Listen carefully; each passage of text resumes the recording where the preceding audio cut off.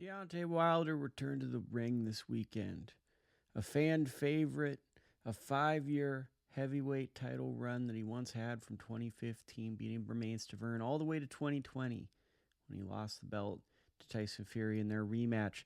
He captured the imagination of fight fans with his unorthodox style but heavy hitting style, being able to knock out all but one of his opponents in his wins.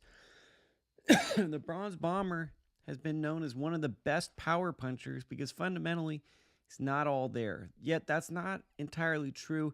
He returned Friday this past weekend in Wichita, Kansas on pay-per-view against Terrell Anthony Hardon.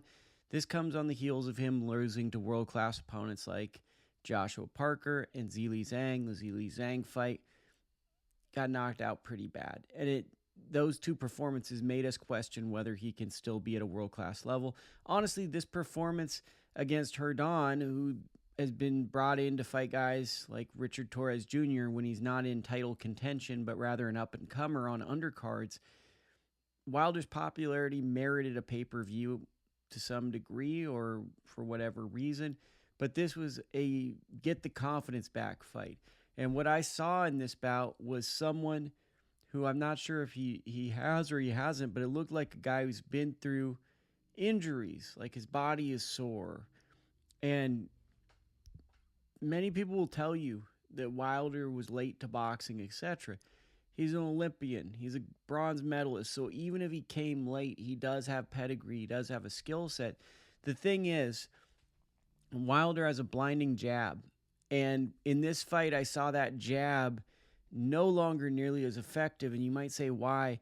He didn't let the right hand go. So what I was seeing was a left hook that was far more effective than his right hand in this fight, which new development, guys grow.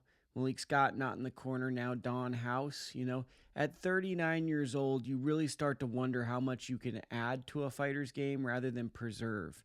What I'm seeing with Deontay Wilder, though, is though some fans won't want to admit it and some might be too harsh, this is not Street Fighter 2, the video game. These are real people with real life consequences.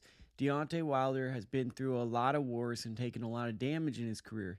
If he wants to go to another big profitable fight, sure, go be it. Whatever you want to do, as long as a commission will sanction him. But a lot of the recklessness and aggression that made Wilder a special fighter, his willingness to trade and exchange to land his big punches, it wasn't there in the early part of the fight. And even when he got hurt and out, I was looking for him to kind of separate and dominate. What I saw was Wilder using a jab, looking to rely more upon kind of a working through things for another level of opponent, which was okay. He was dominating the fight. Hardon couldn't close the gap. And, it was mostly a defensive battle on his end.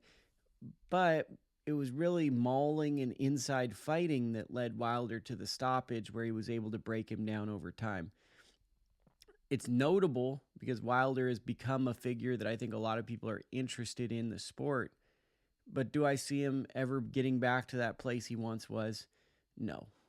No, I don't.